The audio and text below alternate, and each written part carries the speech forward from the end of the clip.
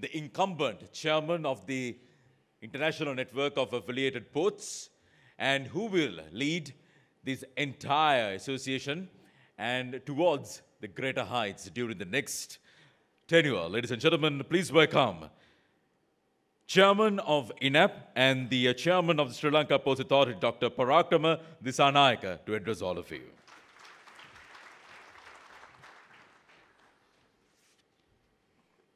A very good morning to all of you.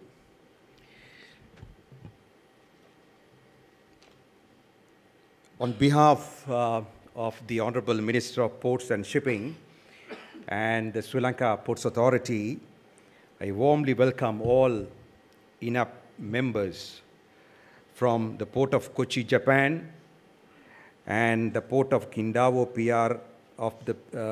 PR of China, Port of Subic Bay, the Port of Cebu, Port of Dawu, Mokpo New Port, South Korea, Port of Chittagong, and the Transnet Port of South Africa. They have also joined this network. And I would like to acknowledge the presence of some of the industry leaders here, and I wish to thank them, and also my colleagues from the Sri Lanka Ports Authority as well. On a personal note, at the cost of repeating myself, let me say that I had the great pleasure of working with the co-founder of the INAP, late Mr. M.H.M. Ashraf, when he was the Minister of Ports and Shipping in the year 1990, when he was contemplating forming this network. And in the year 2002, as the chairman of the Sri Lanka Ports Authority, I did represent SLPA in the port of Subic, Philippines. I am also greatly honored and delighted for the confidence that the INAP members have placed in the Sri Lanka Ports Authority. Now, this meeting has been held amidst challenging environment, amidst a challenging environment for the ports and the maritime industry. And if you look at some of the key issues that has and will bedevil the maritime and the logistics industry is that the formation of alliances, the concentration of power amongst the shipping lines. In the year 2009, there were 11 alliances, but today, in the year 2007, you have 3 shipping alliances controlling about 99% of the capacity on the Asia to Europe sector. Then we have seen rampant mergers and acquisitions taking place. The last was Hapag taking over the national line of UASC. Who thought that UASC will be taken over by Hapag-Lloyd? And who thought APL, the national line of Singapore, will be taken over by CMS CGM? And then the shipboard capacity of top 20 lines. If you take the top 3 shipping lines, not the alliances, they control 43%, the top 3. And the top 5 controls 59. And the top 10 shipping lines, again, not the alliances, they control 74% of the shipboard capacity. And the ships becoming larger and larger. It has surpassed the Malacca max level, which was about 18,000 TEU.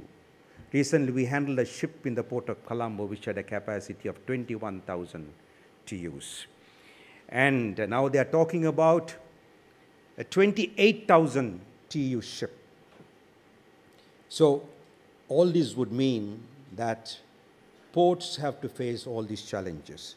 The expansion of the Panama Canal is placing a huge threat on ports in the region, because ships can now go to the US East Coast using the Panama Canal.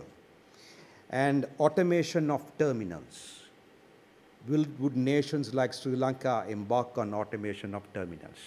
How would that affect the labor? But if we don't, would it be that we will not become cost effective? And protectionism, this is of great worry. Even countries like America is talking about protectionism. What does happen when big nations talk about protectionism? That obviously has a bearing on trade, which means that it will have a bearing on ports as well. And then the expansion of technology, additive manufacturing. This is the latest. There's a projection, I would like to repeat this, ladies and gentlemen. If investment in 3D printing, doubles every 5 years, 40% of the world trade will have disappeared. 40% of the world trade will have disappeared by 2040. So obviously, the maritime industry is going through huge challenges. So therefore, INAP has a challenge. What can we do by forming into a larger alliance by cooperating with each other? Now, we are pleased that at this session we have got the Port of Chittagong and Transnet Port South Africa. They have also agreed to join hands.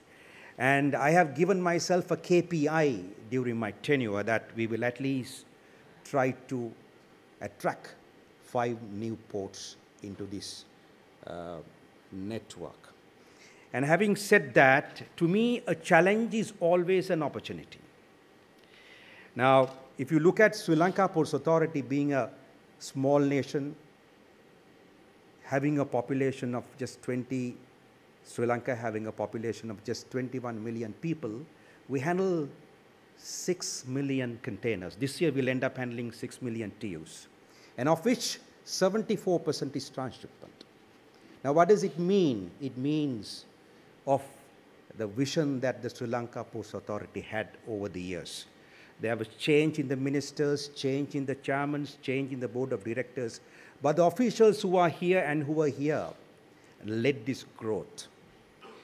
And the Colombo South Harbour, I can remember in the year 2002, when we entered into an agreement to do a feasibility study, many people felt that this was a pipe dream.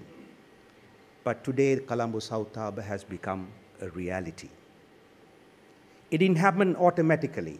It happened only because of the leadership that was given by this organization called the Sri Lanka Ports Authority. The vision that was displayed by the officials who are here today and the officials who were there in the past. Hambantota again, despite many people saying various things, the bottom line is that we have been able to attract $1.4 million. And we have been able to partner the second largest port operator in the world. So that goes on to prove that that decision was not wrong. And we are not stopping at the Colombo South Harbour. We also launched a project to develop the Colombo North Harbour. A feasibility study is in place to develop the feasibility of the Colombo North Harbour. The fact is that the Port of Colombo is the only port in this region that can handle ultra-large container vessels. So plans are many as to whether SLP wants to get into a bus or not is not an issue. I don't think that we get into a bus. Neither we have missed the bus. We have been far ahead of the competition. And whether people come and go, this organization will give the leadership that is required by the maritime industry. And with those brief words, I would like to thank you for your presence and for the confidence that you have placed in the Sri Lanka Ports Authority. Thank you very much, ladies and gentlemen.